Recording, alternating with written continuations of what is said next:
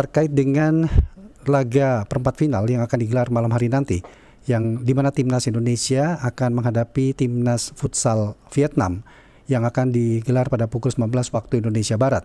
Dalam fase grup di mana Indonesia pertama kali mengalahkan di laga pertama mengalahkan Korea Selatan dengan skor yang cukup telak, kemudian juga disusul mengalahkan Kirgistan, dan Indonesia bermain imbang bersama dengan Irak pada saat itu. Vietnam pun juga mengantongi 2 kemenangan yang mengantarkan Vietnam untuk lolos ke perempat final. Mantan pelatih timnas futsal Indonesia periode tahun 2010, Roby Hartono, telah tersambung bersama kami. Coach Roby, selamat pagi, salam olahraga Coach. Selamat pagi Om. Iya, salam olahraga Coach. Ya. Nanti malam timnas kita atau timnas futsal Indonesia akan menghadapi Vietnam di babak perempat final. Kalau Anda melihat dari amatan Anda atau pengalaman Anda selama ini, apa perbedaan tekanan di fase grup dan laga gugur seperti malam hari nanti? Ya, kalau udah bicara perihal 8 besar, semifinal dan final itu udah bukan teknik lagi yang berfungsi ya, tapi juga mental para pemain. Motivasi pemain. Saya rasa Indonesia ada keuntungan sebagai tuan rumah yang disupport oleh ribuan penonton. Yeah. Saya rasa ada kayak semangat atau kekuatan plus lah tersendiri dibanding dengan Vietnam. Itu aja sih, kalau masalah teknis dan segala macam 50-50 lah, karena sama-sama udah di 8 besar. Mental lebih diutamakan berarti ya nanti malam ya. Oke. Indonesia di fase grup dikatakan cukup tampil dominan, 2 kali kemenangan dan ditahan imbang oleh Irak 1-1.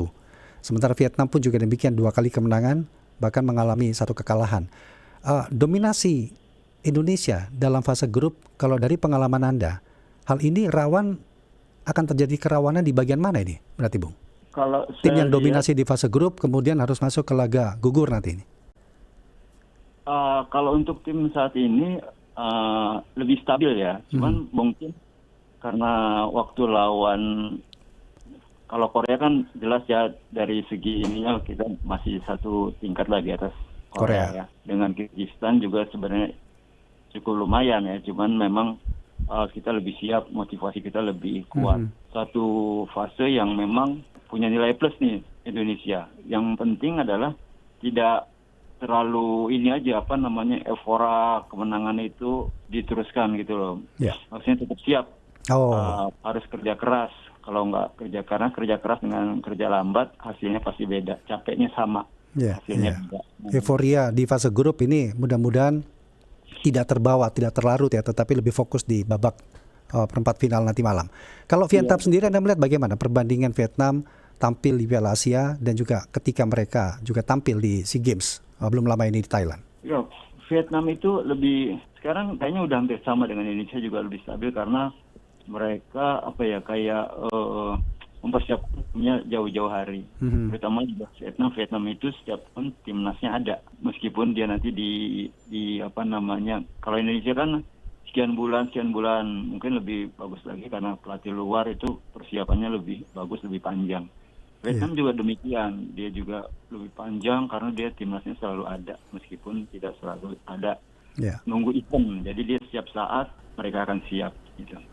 Pemain mudanya juga bagus-bagus. Banyak yang memberikan penilaian bahwa timnas Indonesia itu memiliki pola permainan yang begitu cepat, sementara Vietnam memiliki barisan pertahanan yang cukup kuat. Anda melihat bagaimana ketika 2 tim ini akan bertemu nanti malam ini? Ya, cuma ya itu tadi, jangan lengah dan selalu siap suatu saat, karena nilai dari futsal itu sekian detik itu ada peluang. Nggak seperti bola, 5 menit mungkin bisa leha-leha, kita 1 menit bahkan 30 detik terakhir dan awal itu adalah momen-momen yang krusial. Menit awal, menit akhir itu krusial, jadi harus selalu siap. Jangan serangan baliknya juga cukup bagus si Vietnam. Kita juga cepat. Kira-kira akan seperti apa laga ini akan berlangsung nanti? Ini pasti seru ya, pertandingan yang sangat menarik. Masing-masing punya motivasi karena kalau Vietnam mungkin udah pernah ikut Piala Dunia, Indonesia nih. Kayaknya setelah Piala Asia, kalau misalnya lolos biasanya kan ada Piala Dunia. Mungkin Piala Dunia masih lanjut. Kalau andai kan kita lolos di 4 besar, Piala Dunia dekat, Iya. kita pasti Iya. otomatis jadi. Tapi ini tren yang bagus lah kalau kita bisa 4 besar, motivasi pemain dan liga-liga yang lain, pengurus juga akan lebih semangat. Ya. Saya melihat waktu Indonesia ditahan imbang Irak dalam pertandingan terakhir di fase grup, dan pertandingan cukup ketat ketika itu. Jikalau kondisi seperti itu akan dialami pada pertandingan nanti malam, keputusan pelatih seperti apa yang paling berani tetapi diperlukan? Ya memang kita harus tetap berhati-hati ya. Ujung-ujungnya kan ambil resiko ya, harus pasti ambil resiko. Cuman jangan sia-siakan menit-menit. Kalau memang mesti adu penalti, kenapa enggak gitu. Kita lihat juga misalnya kadang-kadang kan baru kalah 1-0 udah langsung pakai power play. Nah, dicoba juga power play Indonesia kayak gimana gitu.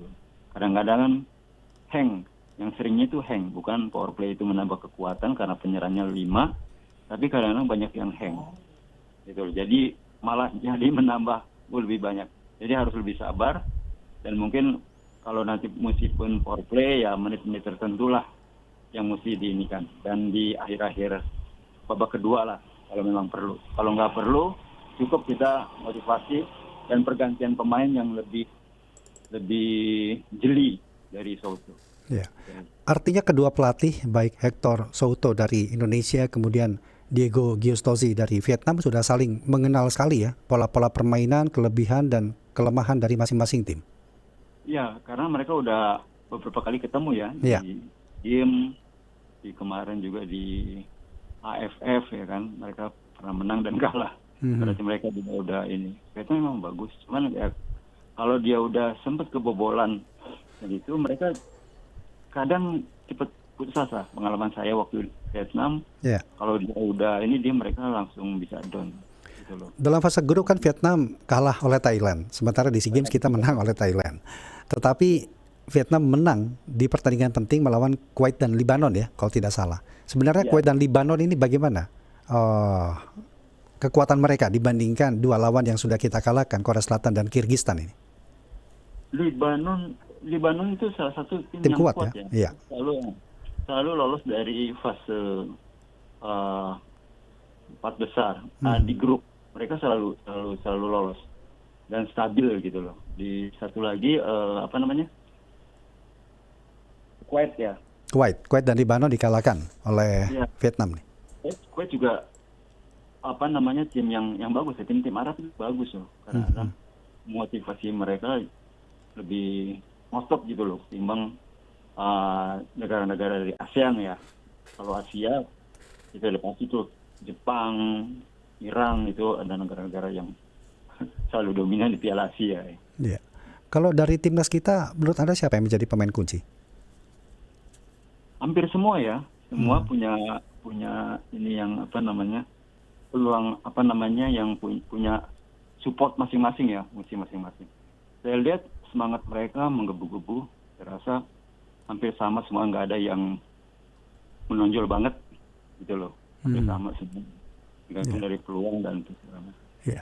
Tapi dari penampilan timnas kita, baik itu di SEA Games ataupun di 3 pertandingan di fase grup Piala Asia 2026 ini, bagian mana yang Anda khawatir justru itu bisa dieksploitasi oleh lawan? Transisinya harus lebih cepat ya.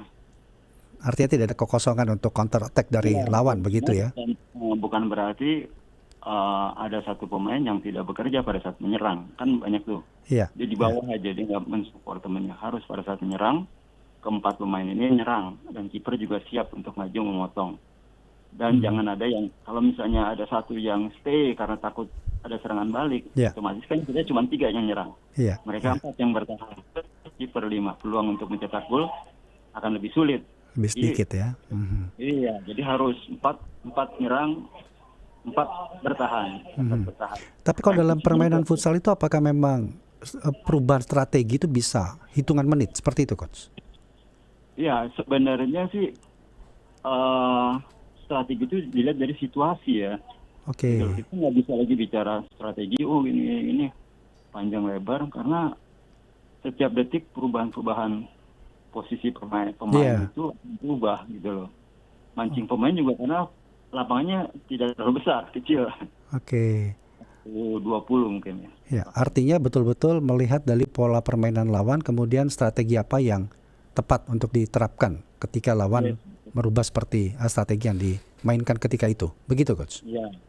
Mereka misalnya, kalau misalnya dia presurnya kita Iya. lihat dari mana? Dari depan kah? Dari tengah kah? Begitu kita masuk. Ya kan? Atau dia nunggu di belakang, defend, zona marking. Nah itu, kalau misalnya dia merasa bahwa, wah, ini levelnya nih masih di bawah nih tekniknya nih dari kita misalnya kan. Ya. Kita pasti akan berani untuk pressure dia dari depan.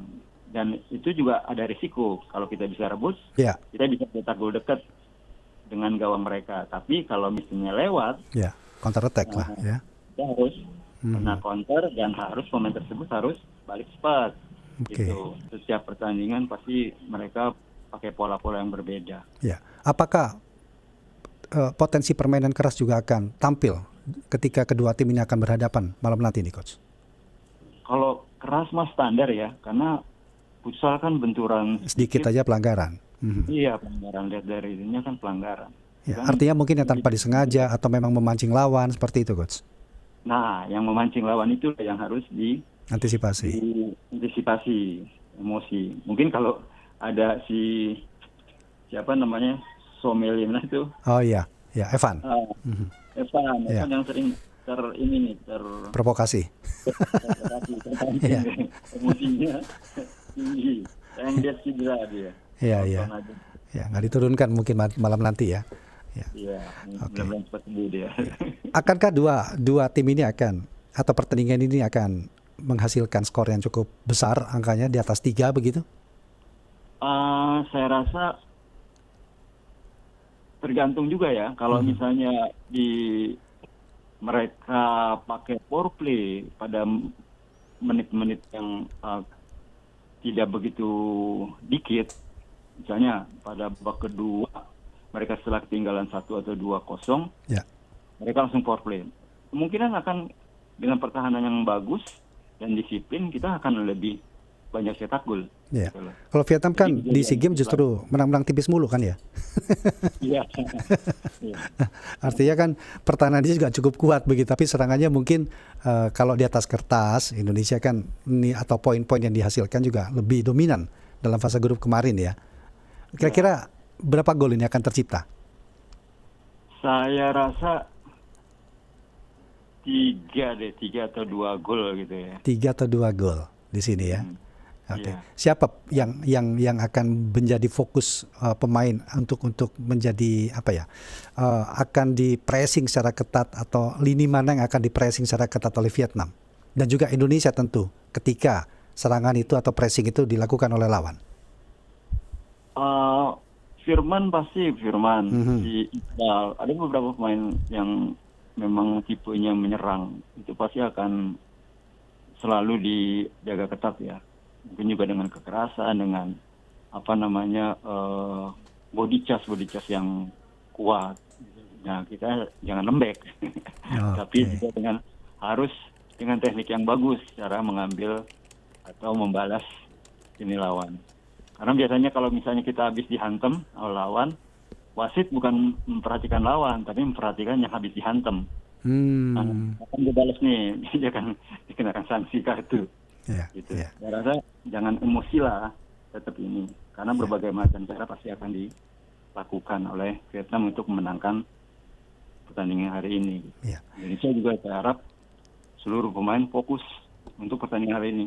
Lupakan yang sudah-sudah, ambil yang baiknya, yang ada bolong-bolong selalu diingatkan oleh para pelatih untuk mengingatkan para pemain tersebut. Ya.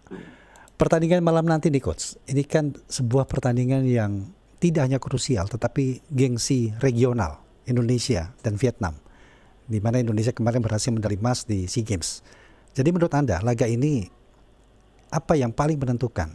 Kualitas, disiplin, ketenangan, termasuk mental tadi ya, selain mental tadi yang sudah Anda sebutkan ini Coach. Ya, semuanya itu adalah gabungan. Mental bertandingnya itu adalah hal yang paling utama di saat-saat sudah fase di 8 besar, sistem gugur, terus di seperempat final, apalagi di final. Jadi bukan hanya teknik yang bermain di situ, mental juara yang harus ditunjukkan.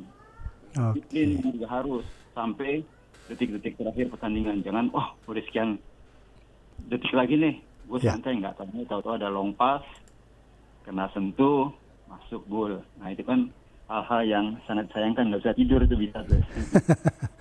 Iya, optimisme Anda Indonesia bisa mengatasi Vietnam sebesar apa ini?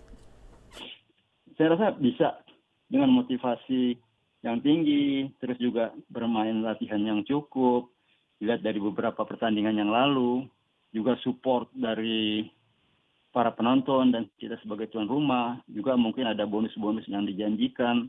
Nah, itu kan motivasi tersendiri tuh. Ya. Asal dibayar aja bonusnya tuh, jangan enggak.